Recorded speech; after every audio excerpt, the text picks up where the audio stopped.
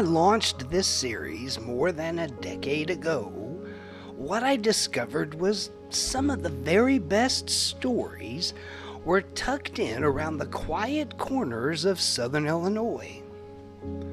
Locations with the most interesting pasts often feel like they are one season away from disappearing. One mere trip around the sun away from being forever forgotten to time. I once read that stories are the only treasures we can freely give away without ever losing them. All it takes is a willingness for someone to listen. With legacies under layers of modern concrete, bricks, and faded memories, there is an endless supply of great stories.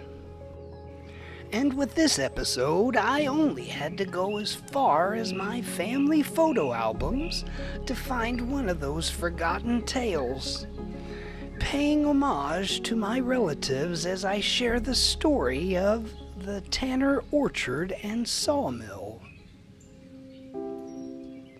Our story begins on August 16th, 1916, the day 21-year-old Hosey Tanner would marry his bride, 18-year-old Nola Parks, during a small ceremony at the Coalbank Springs Church near the village of Crab Orchard, Illinois.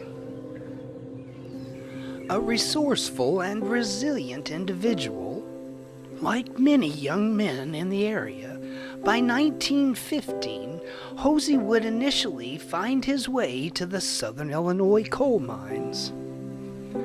By early 1919, Hosey and Nola had saved enough to purchase 40 acres of raw southern Illinois land from family friend Joe Turner. A 40-acre plot that sat along the newly designated path of Illinois Route 13, or, as locals would eventually refer to it, the Hard Road.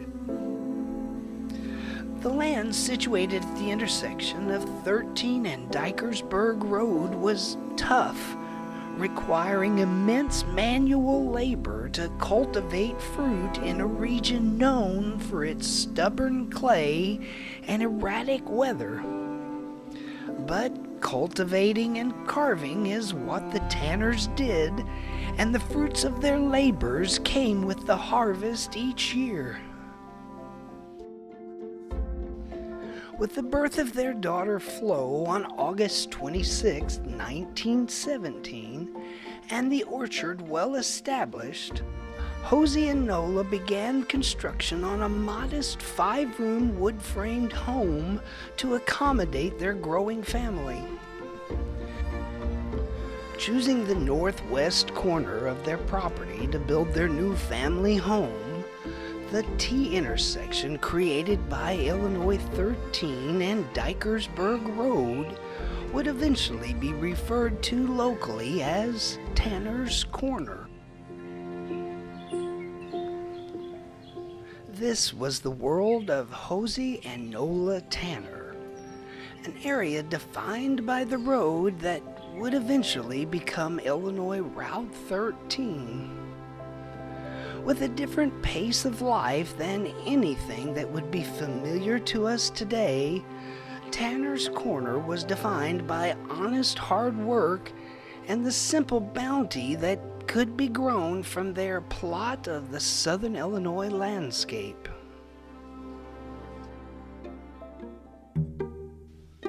By the summer of 1925, Hosey and Nola would welcome their second child, Guy Tanner, to their growing family. Guy's arrival would coincide with the construction of the first shelter to house the head rig and generator of the newly formed Tanner Sawmill. Located just south of the family home along Dikersburg Road, it would be Hosey and his brother Roy who would see the opportunities such an enterprise could be in the middle of southern Illinois coal mine country. The raw cut lumber processed at the sawmill was perfect for mine construction and supports, where it was all about function.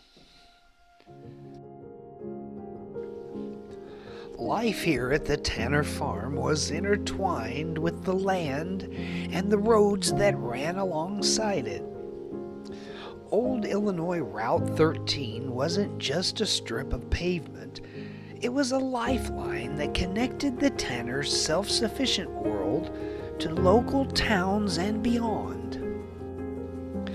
That old hard road brought neighbors, family, and customers alike.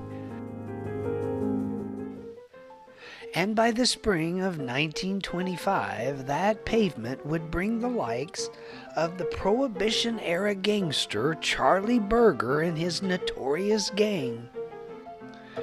Purchasing some 30 acres from McKinley Graves, the former tourist camp located just north of the Tanners across Illinois Route 13, would become ground zero for the Southern Illinois gangland wars of the 1920s, the Berger Gang stronghold known as the Shady Rest.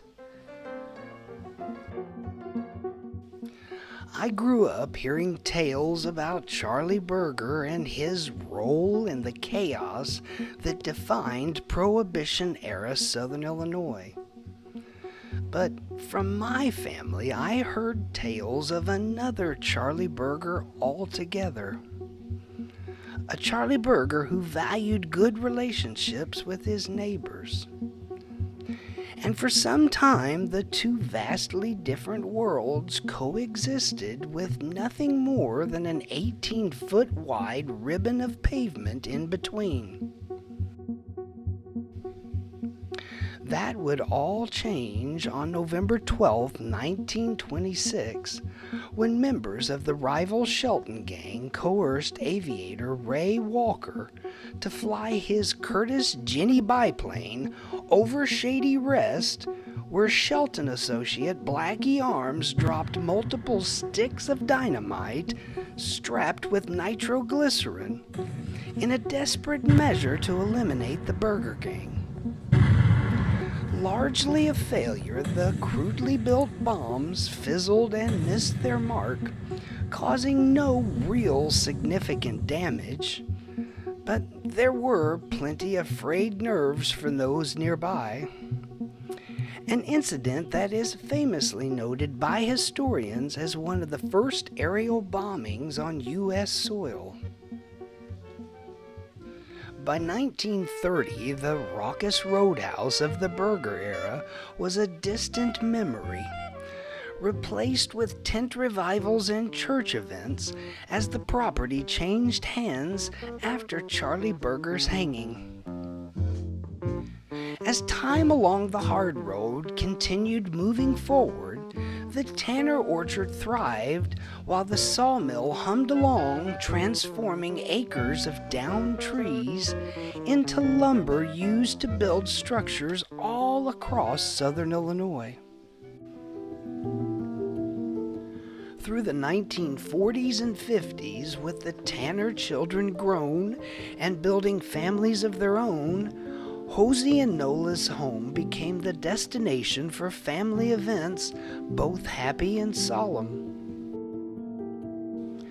From Guy's deployment and thankful return from the South Pacific during World War II, to Flo's surprise spring engagement to Mood Cross, that old family farm was witness to lives well lived.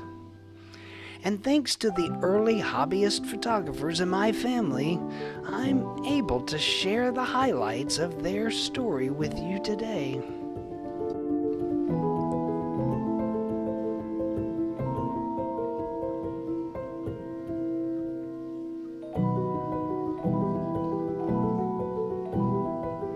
For Hosey and Nola, that orchard and sawmill along the hard road represented the 50 years they spent building their American dream. And then progress arrived. First, it was Amax Coal who purchased and strip mined hundreds of acres of adjoining land, forever altering the landscape for as far as the eye could see. And by 1966, Amax would acquire the 40 acres that made up the orchard, sawmill, and Tanner family home. Later, a newer, straighter bypass was constructed a quarter-mile to the north, leaving the original path of Illinois Route 13 as a ghost of its historic past. Today, the sounds of community and industry have all but faded into the wind. Small reminders like the small shed that served as an office for the sawmill hung around for decades before finally being swept aside. All signs of the Tanners is gone today, but given the right conditions, if you listen hard enough, you can still hear the echoes and steady hum of a family building a life along a ribbon of a road that, for a time, led to everything. This is Sean Vincelette, and this has been one of the many stories of Southern Illinois.